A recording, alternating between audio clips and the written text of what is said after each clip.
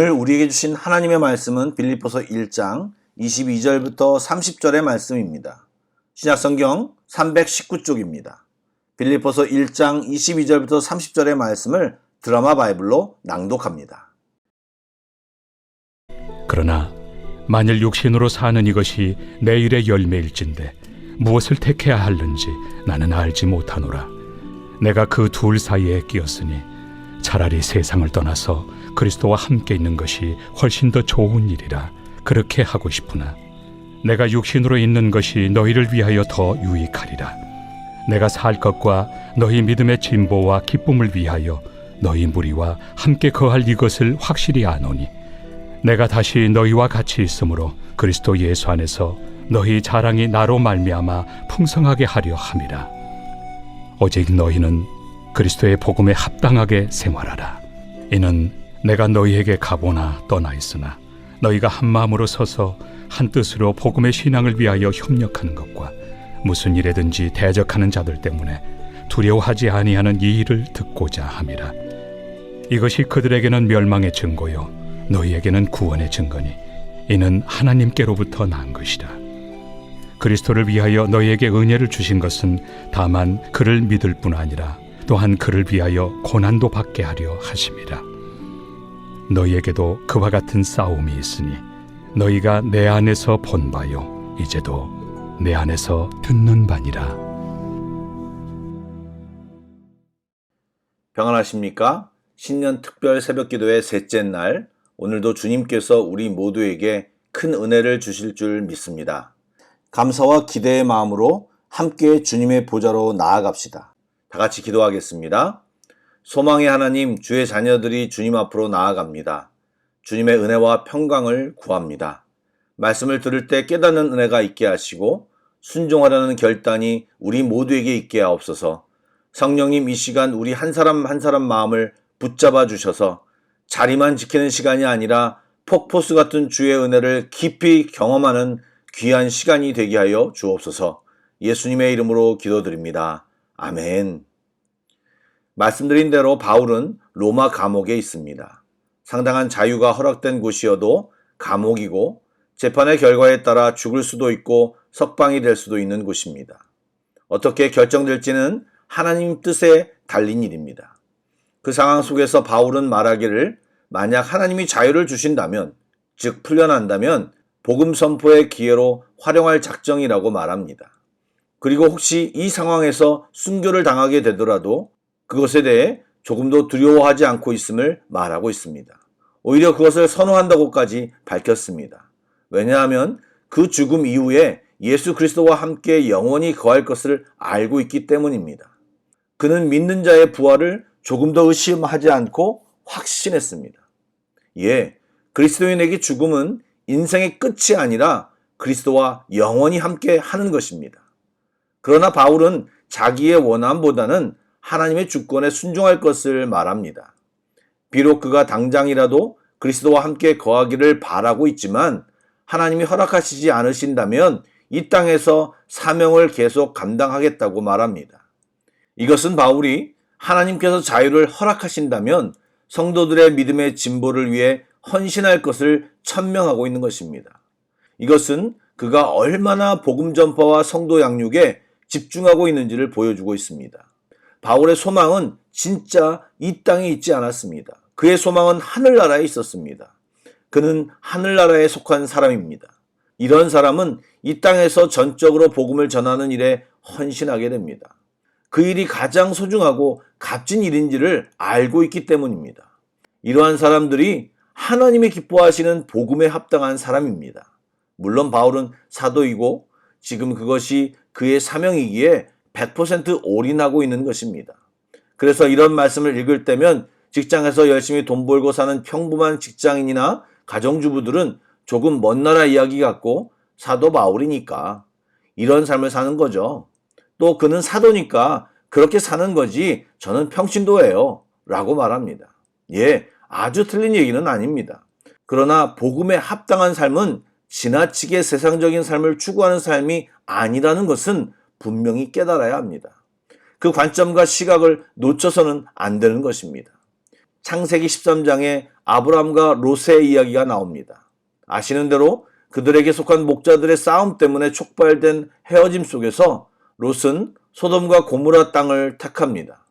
그 땅이 얼마나 좋아 보이는지 성경이 이렇게 묘사하고 있습니다. 여호와의 동산 에덴 같고 애굽 땅과 같았더라고 말했습니다. 그런 좋은 땅을 보고 롯은 그곳으로 간 것입니다.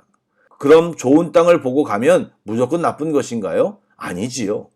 롯도 아브라함과 함께 갈대아 우르를 떠나 가나안 땅에 온 믿음의 사람이었습니다. 그런데 소돔으로 가는 과정이나 그곳에서 사는 동안 하나님의 지시를 받거나 기도했다는 내용이 전혀 없습니다. 반대로 아브라함은 어떻습니까? 눈에 좋아 보이는 것을 찾기보다는 하나님과 함께함을 택했습니다. 그러자 하나님은 아브라함에게 놀라운 축복을 약속하는 이야기가 창세기 13장에 나옵니다. 그런데 소돔 땅을 택한 롯은 어떻게 됩니까? 그 좋은 땅을 노리는 나라들이 일으킨 전쟁에 휩싸여 다 빼앗기고 포로로 잡혀갑니다. 그 소식을 들은 아브라함은 가솔들을 이끌고 가서 롯과 그의 가정 그리고 재산들을 모두 되찾아 옵니다. 그래도 롯은 계속 소돔 땅에 머물러 삽니다. 성경은 계속 소돔이라는 땅이 죄가 많은 땅이라고 말하고 있는데 롯은 그 삶의 터전을 그곳에 받고 살아갑니다. 결국 소돔의 심판 속에서 아브라함의 기도로 극적인 구조를 받지만 아내는 소금 기둥이 되고 두 딸과 아버지가 동침하여 대를 잇는 상황에 처하게 됩니다. 여러분, 그 아내가 왜 그렇게 되었습니까? 아내는 소돔에 두고 온 것들에 대한 미련 때문에 돌아보지 말라는 명령을 어겼습니다. 두 딸도 소돔의 문화의 영향을 받아 정상적인 결혼이 불가능하다고 스스로 생각하고 아버지와 근친상간을 하게 되었습니다. 또 롯도 스스로 절제하지 못하고 딸들과 동침하는데도 깨닫지 못할 만큼 술 취하여 이성과 신앙을 마비시키는 방탕함 속에 있었으므로 그런 상황을 초래한 것입니다.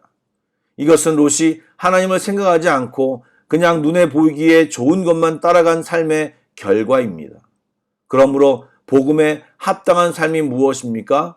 하나님을 지향하고 그분의 뜻을 따라 그분과 함께 살려고 노력하는 삶인 것입니다. 그럴 때 우리가 세상 것에 매몰되지 않는 삶을 살 수 있는 것입니다.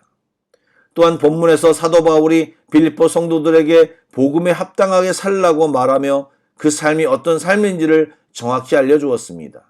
27절 말씀을 제가 읽어보겠습니다. 오직 너희는 그리스도의 복음에 합당하게 생활하라.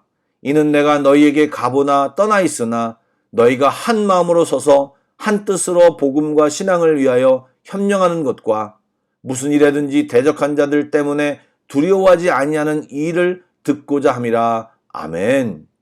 즉 복음에 합당한 삶이란 한 마음, 한 뜻을 가지고 사는 것입니다. 어떻게 그럴 수 있습니까? 방금 전에 복음에 합당하게 사는 사람들이 어떻게 산다고 했나요? 바로 하나님께 집중하고 하나님이 기뻐하시는 일을 신경 쓴다고 말했습니다. 그러기에 자기 고집을 부리지 않고 하나님의 뜻을 늘 구하는 삶을 살게 되는 것입니다. 그러니 자연스럽게 하나님의 뜻에 대해 한 마음과 한 뜻이 될 수밖에 없는 것입니다. 또 성령님께서 그들 안에 운행하며 하나 되는 마음을 갖도록 도와주시는 것입니다. 더불어 뒤이어 말씀하는 것이 있는데 복음이 전파되는 곳에는 복음을 대적하는 사람들이 있다는 사실을 인지시켜 줍니다. 그런데 성도들은 그런 자들을 두려워해서는 안 된다고 바울은 가르칩니다. 복음을 대적한 자들은 마음을 바꾸지 않는 한 복음을 대적한 죄로 멸망할 것입니다. 반면 복음에 합당한 사람들은 종국의 영원한 구원을 받게 됩니다. 예, 이렇게 대적하는 자들이 있다는 말과 함께 바울은 복음을 전하는 과정에는 고난이 있다고 말합니다. 때로 사람들은 복음을 전하는 일이 하나님이 기뻐하시는 일인데 왜 고난을 겪어야 되냐고 종종 의아해합니다. 하지만 고난은 하나님의 주권적인 섭리입니다. 하나님은 복음을 통해 우리에게 달콤한 은혜만 주시지 않습니다. 복음에 수반된 고난도 하나님의 허락 안에 있다는 사실을 기억해야 합니다. 바울은 자기 사역에 대해 너무나도 잘 알고 있는 빌립보 성도들에게 자기가 얼마나 고난을 당했으며 자신이 계속 해온 싸움들을 상기시켜 줍니다. 그러므로 복음으로 인해 고난을 받거나 어려움이 생기면 두려워하지 말아야 하며 오히려 기뻐할 것을 독려하고 있습니다. 왜요? 잘 가고 있다는 사인이기 때문입니다. 예수님도 하나님께 순종의 길을 걸어가시며 엄청난 핍박을 받았다는 것을 기억하시기 바랍니다. 그리고 그 길 끝에는 최후 승리, 진짜 승리가 있었음을 기억하십시오.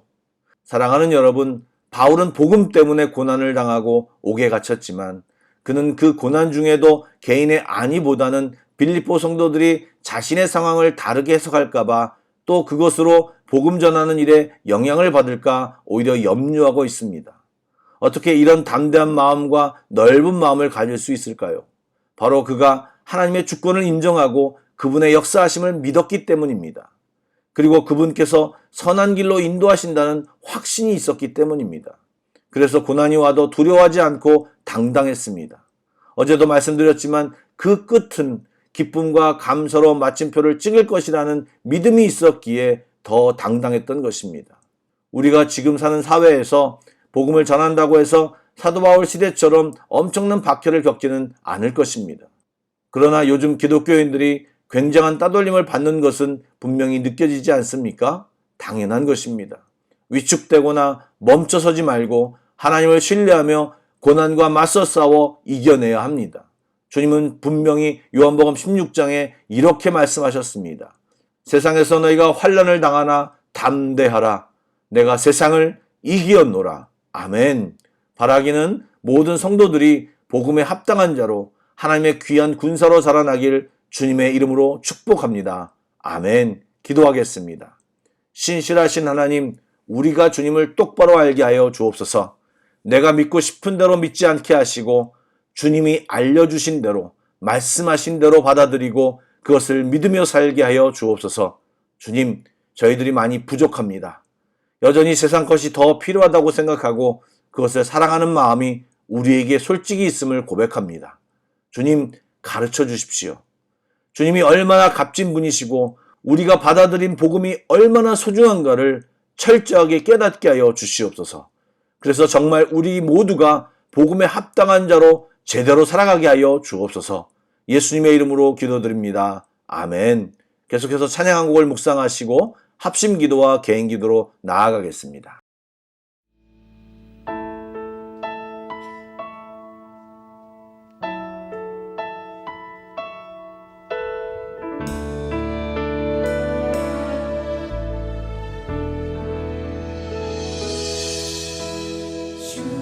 주님 다시 오실 때까지 나는 이 길을 가리라. 좁은 문 좁은 길 나의 십자가 지고